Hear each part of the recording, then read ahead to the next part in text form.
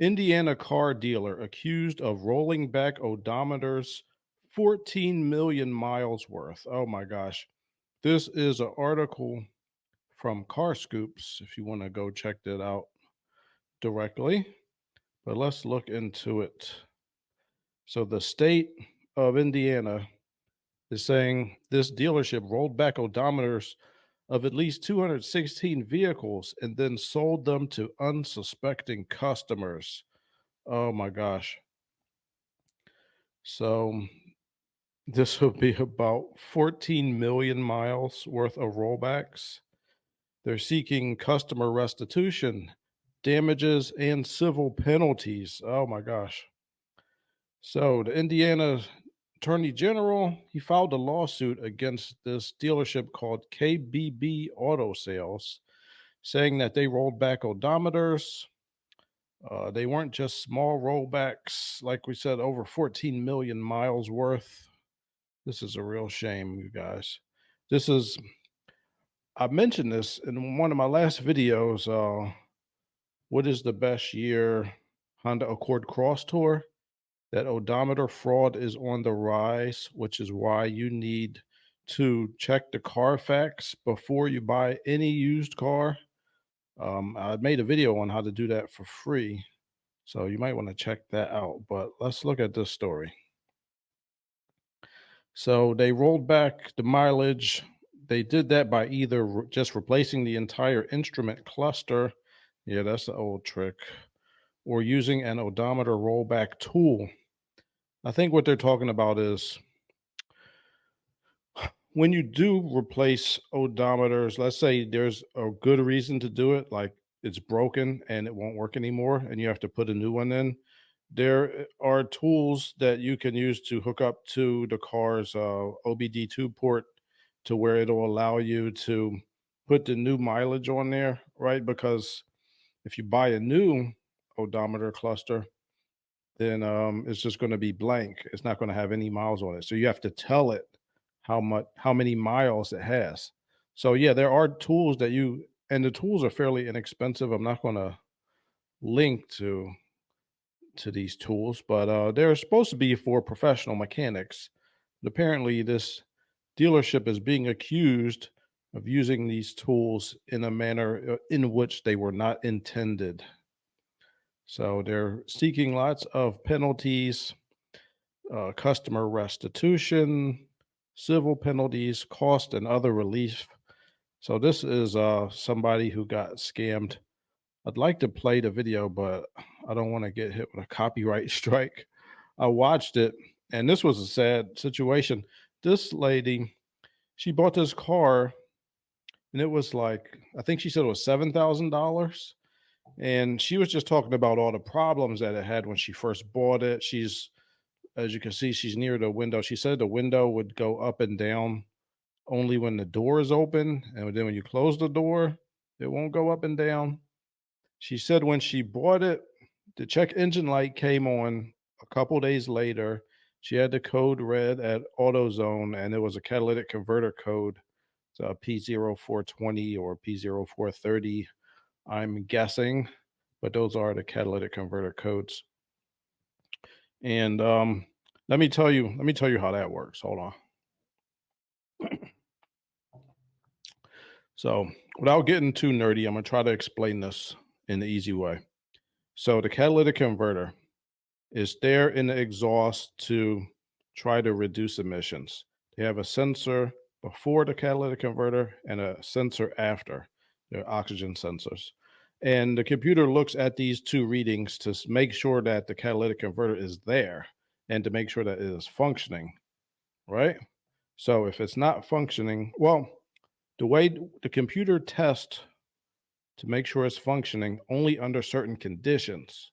So let's say it'll run the test when you're driving on some cars 55 miles an hour for, let's say, 2 minutes straight, holding it at about that speed. Then it'll run the test, right? If you fail the test, it'll put a pending code in. And then if you fail it again, it'll put a permanent code in and it'll turn the check engine light on. So you'll know that there's a problem. what these places will do is they'll, like, let's say they bought this car at an auction and the check engine light is on, they'll just clear the code so that when you go to buy the car, the check engine light is not on, right? So you're thinking, oh, everything's great. Check engine light's not on. But then a couple of days later, the light turns on.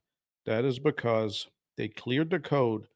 The light's not going to come back until usually you failed the test twice, and it's not going to even run the test until you're driving at, let's say, approximately highway speed for 2 or 3 minutes or whatever it is for that car.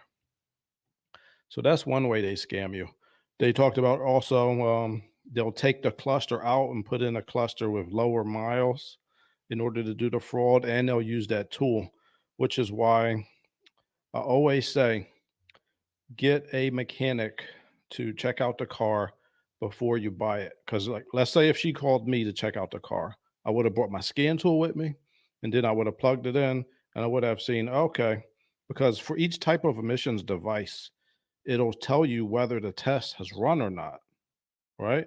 And if you've passed, there'd be no check engine light. But I would have hooked up my scan tool, and I would have seen, okay, the monitor for the catalytic converter has not run. So I said, okay. What I would have done is I would have took it on a test drive, try to hold it at the speed for as long as I can, at about highway speed, so maybe about 60 miles per hour, and then I would see the results of the test on my scan tool. And if it didn't pass, it might say pending code P0420. That's the catalytic converter code. You know how else they trick you? You want to know? They have these spacers they will put in where the oxygen sensors are. So it'll, instead of the oxygen sensor like being in the catalytic converter like it's supposed to, they'll put a spacer so it's like just barely in there, right? And that way, the computer it sometimes it's able to trick the computer into thinking that there's no problem.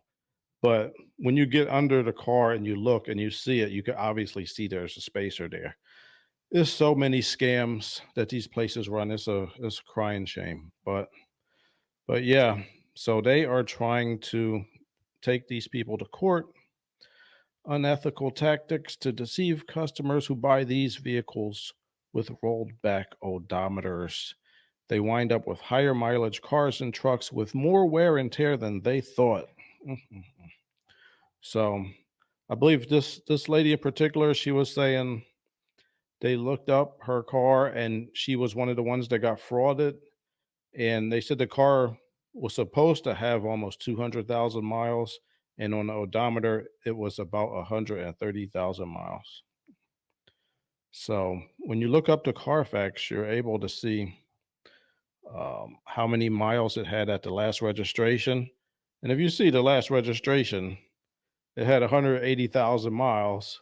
And then by the time you get in the car and it says 130, you're like, wait a minute. So that's why I always say look at the Carfax before you go check it out yourself. If you go check it out yourself and you say, okay, this is pretty close to what I'm looking for, then for God's sake, please pay a mechanic to look at it. If they won't let you take the car off the lot, there are mobile mechanics that could come look at it. They won't be able to put it on a lift, but sometimes they could drive it up on those little ramps and get on a little creeper and roll under the car. And then they could see when you once you're able to look under the car, you can see a lot of things now. A mechanic not going to be able to find everything, but they would have caught this. First of all, if you checked out the Carfax, you would have caught the odometer issue. And then if you had a mechanic check it out who knows what he's doing, he would have brought a scanner, looked in there, and he would have been able to see, oh, wait a minute, the monitor for the catalytic converter has not run. That is serious business, people. So then, if it were me, I would have took it on a nice long test drive to see if we could get that monitor to run, and then I would have been able to see if it would have passed the test or not. It's not just driving at a certain amount of miles to get it to pass those tests called readiness monitors. You have to drive the vehicle under certain conditions. And I know this So I used to do emissions inspections in Pennsylvania. So they taught me all about this kind of stuff.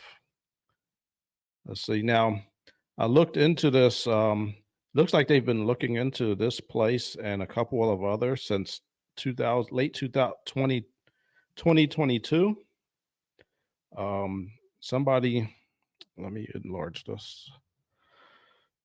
Somebody had, it looks like this might be one of those buy here, pay here places.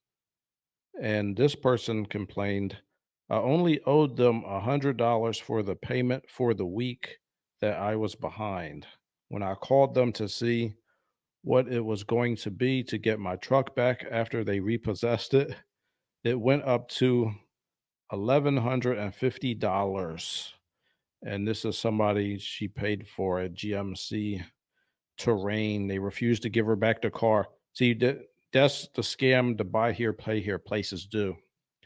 Their goal is to basically, they want to get the down payment for the vehicle. They want to have you make a few they usually have weekly payments. Once you miss one or two of those payments, they will repo the car and they will find some excuse not to give it back to you just so they can resell it to somebody else and get, two, $3,000 down payment. And they just want to keep selling the car over and over because I think when they sell it to you, they don't really sell it. Like they don't sign over the title. They just give you the keys. And of course, most of these cars they have like GPS on them. So they know exactly where the car is. As soon as you miss one payment, boom, they come get the car and then they sell it to somebody else. And the title never actually changes hands. It's a big scam, you guys. That's part of the reason why I made my channel is so I could try to let people know about some of these scams. So one final note. Oh yeah, so then I looked up their their website and there's nothing on it. No, there's nothing in their inventory. So I think that the jig is up for this place, KBB Auto Sales. Now, again, they've just been accused, so they could be completely innocent, but I'm thinking that's probably not the case.